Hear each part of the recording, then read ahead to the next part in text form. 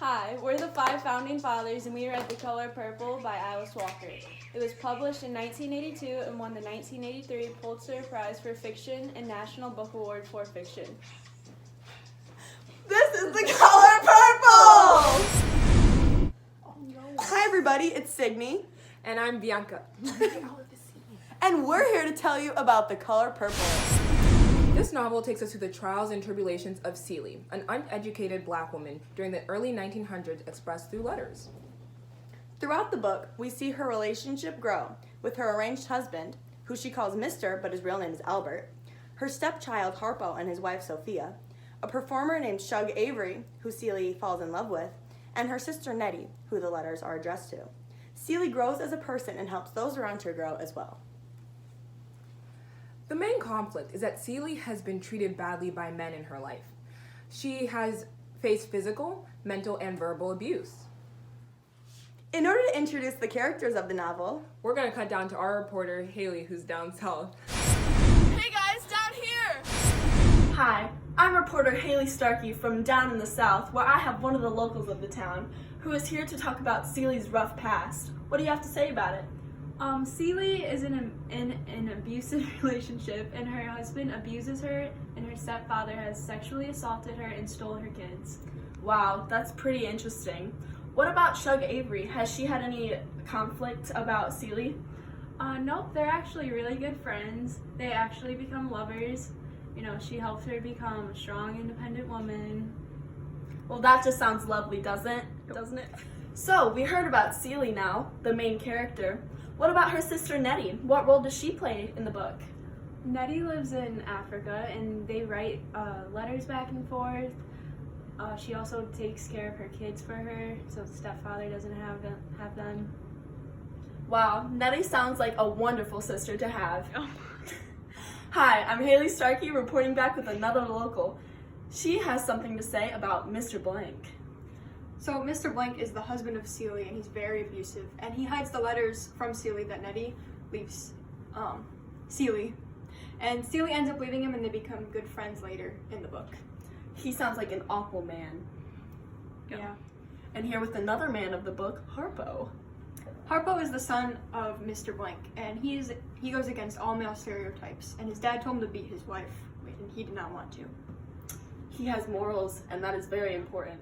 And finally, with the last main character of the book, Sophia, who is Harpo's wife. Sophia is Celie's strong and independent friend, and she refuses to be bossed around, and that got her 12 years of labor from the mayor. She says that women have their own voice, and she stands for women's rights at the time. A real feminist. Well, that's all we have here, folks. I'm Haley Starkey, cutting off, and now we will be reporting back to Signe and Bianca. In this novel, one of the biggest motifs is women and femininity. In the book, they're forced to have choices. And this is because the men oppress them usually. And sometimes they're successful and other times they're not. I think that's a very good motif. On the other side, a very good theme is the ability to express one's thoughts is very crucial to developing a sense of self. Celie in the novel is unable to resist her abusers, and throughout the novel, she develops, and towards the end, she actually makes a better connection with her abusers, which shows how much she grew throughout the novel. Actually, I like that. The next motif that I actually thought was quite interesting is sexuality and sexual identity. This is because Celie states that she does not look at men the way she sees women. And this is probably because of the way men have treated her in her life. She thinks of them as like a threat, you know? Right. And she thinks of women as more lovers rather than threats. Mm-hmm. I think that's a very good motif as well. And another theme that kind of goes along with that is the power of strong female relationships. For example, Celie resists dominance by sticking with Shug and gains her own identity, just like the last thing that I talked about, which is very important for Celie because she was very submissive throughout the beginning of her life, and as she grows up and grows older, she learns the importance of being on her own. That's amazing. So today we'd like to bring in a special guest to explain some symbols. Dennis, get over here, Dennis. Hi, guys. Hi. It's great to be here. I'm really excited. I know, it's a great show. All right, everybody, let's get to talking. So, Dennis, I'd like to ask you what are some symbols you notice in the book, The Color Purple? Well, first of all, the title, The Color Purple. As we read in the book, Celie finds a dress at the supermarket that's red that she really loves, but she says red is too flashy. It's too much for her. It's not her personality. Right. So she goes for the calm blue dress, That's nice. which I believe to be a symbol of her mental state of mind. There, because blue is usually a sadder color. But at the end of the book, we see that she's much happier. She has a better relationship with her sister and Shug Avery. And so therefore, I believe that she's reached a happy medium equals purple. Red and blue together.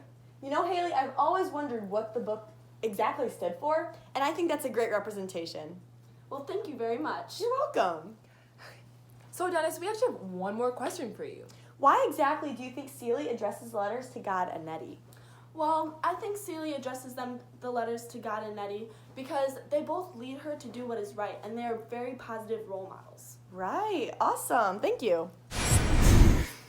Bianca, how has this book changed or enlarged your thinking about American history, culture, and or ideas? This book helped open up my eyes to the abusive women and just how terrible men were to them. So, Haley, what do you think about this? Well, I think it's very interesting, and I find it very inspiring how Seeley was able to overcome so much throughout the book and still be sane and a happy person in the end. So, what are your views on this, Sydney? In my opinion, I think it's really interesting to think that only 100 years ago things like this were happening. It seems like it was so much longer ago, and reading from the perspective of Seeley, it's really disgusting that such things happened in our American culture. Raina, what are your ideas on this question? I found it interesting that despite the distance between Nettie and Seeley, it never broke their strong sisterly bond, and it showed what a strong connection they had throughout the story. Jocelyn, what do you think? The color purple helped me understand what Seeley had to go through during this time period, and it was interesting to see how she reacted and pushed through it. Thanks for watching, period. I'm done. 1, go. Hi, we're back with another local from the South. Men and mistreated by men. But when it comes to women, she does. A little bit about our main character, Seeley. What do you have to say about her? You messed it up. You were supposed to say she had a rough past. Oh. Biggest motifs. My voice just keeps shaking. Go.